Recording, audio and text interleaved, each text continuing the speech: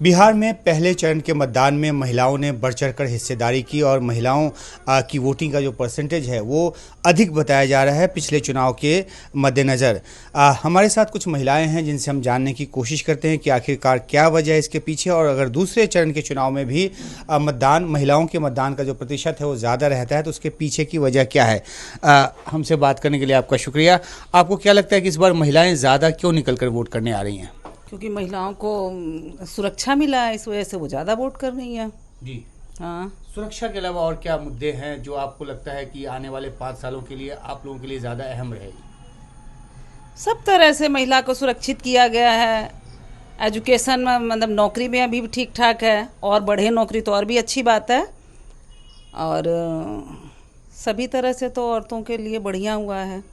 एक वजह ये बताई जा रही है कि जिस तरह से 10,000 रुपये का जो एक अनुदान है वो आया, वो भी एक महिलाओं के लिए जो एक फैक्टर है कि वो जाकर वोट करें। कुछ नहीं है, ऐसा कुछ नहीं है कि वो 10,000 की वजह से हम ये कर रहे हैं। एनडीए सरकार हर हिसाब से बढ़िया है, नीतीश सरकार हर हिसाब से बढ़िया लग रहा है हमें, अच्छा लग रहा है हमें। तो आपने तो साफ तौर पे बताया कि नीतीश कुमार से आप प्रभावित हैं, महिलाएं प्रभावित हैं। आपसे जानना चाहेंगे कि इसके पीछे की वजह क्या है। 20 सालों से नीतीश यहाँ पर राज कर रहे हैं, वो मुख्यमंत्री हैं। क्या कुछ अच्छा लगता है नीतीश कुमार का? 1100 रुपया पेंशन है, अनाज दे रहे हैं। तो आप लोगों को भी 5 किलो जो अनाज मिल रहा है उसकी ज़रूरत होती है? ज़रूरत होती है, गरीब लोग के ज़रूरत होती है अनाज को।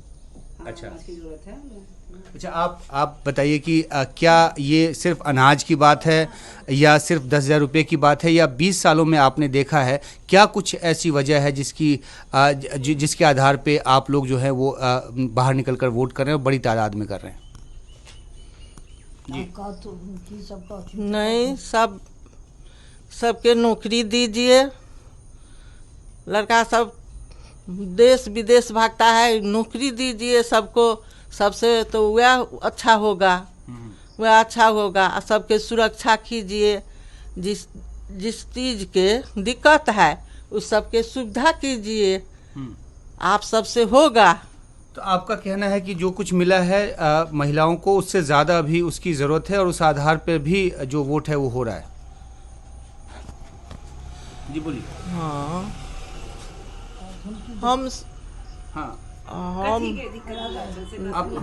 दिक्कत क्या है? दिक्कत आप हम सबके तब बहुत कम दिन जिएंगे। लड़का बच्चा सब जो है इस सब के सुविधा कीजिए, सुरक्षा कीजिए, हमारा यही इच्छा है। बाल बच्चा के हाँ नौकरी चाकरी दीजिए।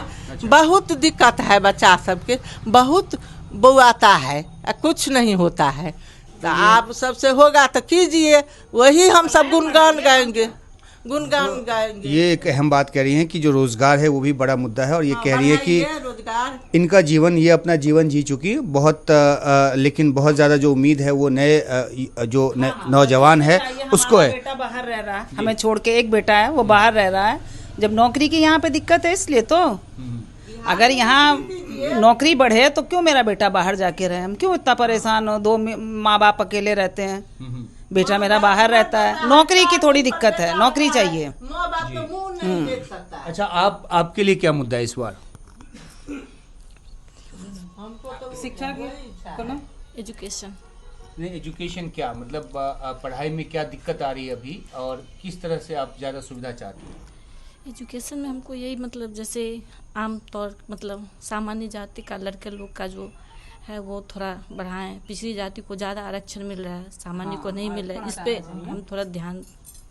अच्छा, तो एजुकेशन और आरक्षण ये भी 2 बड़े मुद्दे हैं, और जाहिर सी बात है कि जो वोटिंग परसेंटेज बढ़ा है वो तो अच्छे काम की वजह से बढ़ा है, लेकिन इस उम्मीद में भी बढ़ रहा है कि ये सरकार जो है वो और ज़्यादा बढ़िया काम करे और ज़्यादा जो जन सरोकार की जो नीतियाँ हैं उसको सामने लेकर आए।